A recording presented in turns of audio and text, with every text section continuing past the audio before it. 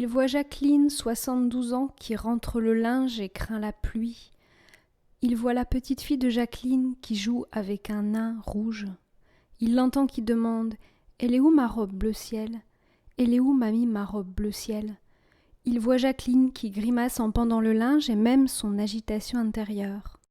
Il entend les violons, il entend tous les violons sont partout dans ses oreilles, il entend le crépitement des incendies entre les deux villages, il voit les canadaires dans le ciel et la fumée, et aussi le défilé des familles sur cette aire d'autoroute, famille avec enfants, famille avec grands-parents, famille avec chiens, avec chats vêtus ou chats nus, le défilé des routiers et routières, seuls et seuls au bord de l'autoroute, il entend le brouhaha des commandes au comptoir pomme de pin, et aussi les hésitations des familles devant les écrans stériles du Quick.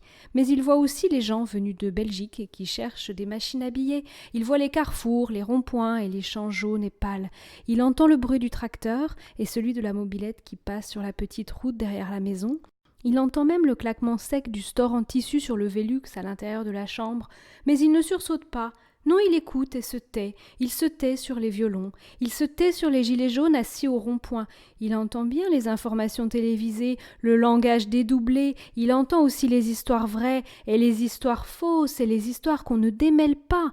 Il se tait sur le président. Le bébé se tait sur le président. Il voit les nuages à travers les vitres. Il voit les nuages et le président et le ministre et les champs jaunes et pâles et alors il se tait.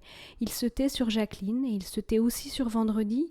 Il se tait sur Vendredi qui ramasse des pommes de terre pour les cuire pour la famille.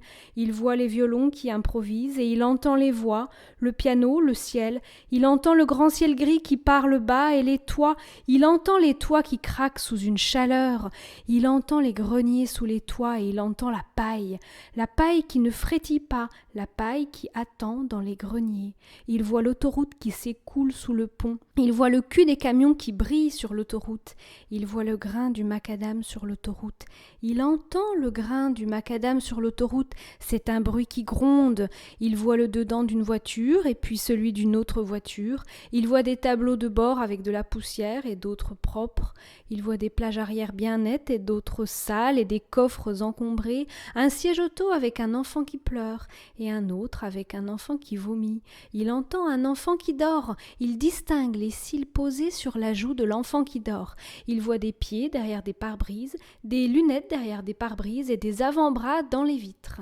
Il entend les radios qui bruissent de mots innommables, de mots démultipliés, des radios qui parlent de vendredi et d'autres du beau temps. Il voit d'en haut les bouchons, un violon qui languit. Il voit un angelot dans une église romane. Il voit les échos des lumières dans une église romane. Il entend le sifflement des vitraux, les vitraux, leur sifflement abrupt. Il voit la table du café, la terrasse du café, la table avec 3 gouttes de café, la tasse vide et puis la note, le vent qui soulève le coin de la note du café sur la table de la terrasse, la voiture qui passe à toute blinde et soulève le coin de papier de la note, mais il se tait sur le vieux jukebox au fond. Il se tait sur les clients au comptoir. Il se tait sur la place du village qui elle-même se tait. Il entend seulement la Marianne qui sur la place chuchote dans son bonnet phrygien. Il entend la cantatrice qui s'échauffe, fenêtre ouverte. Il voit le Velux avec le chant qui monte à travers les nuages. Il voit la grande sculpture au bord de l'autoroute, la semeuse qui marche au bord du champ au bord de l'autoroute. Il voit d'en haut la gare. Il voit de près 4 personnes assises là sur des valises.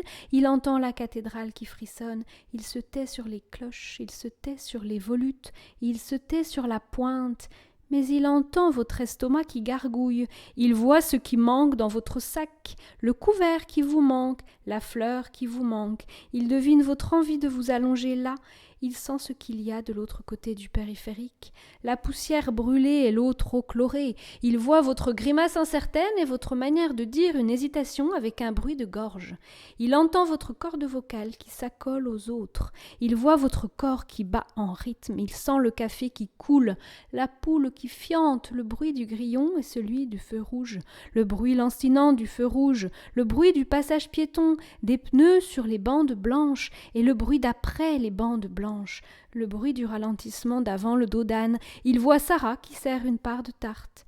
Il voit la pelle à tarte qui glisse sous la tarte, et les miettes de pâte bien cuites qui retombent dans le moule, la part de tarte qui se déforme. Il sent l'odeur de l'ananas qui cuit dans le four, il voit les mains de celui qui découpe, la lumière sur les mains de celui qui découpe. Il voit l'ombre de l'arbre sur les voitures, l'insecte qui marche sous le caoutchouc du pneu, et les grands murs non loin, les grands murs de pierre qui ne tombent pas, qui tiennent.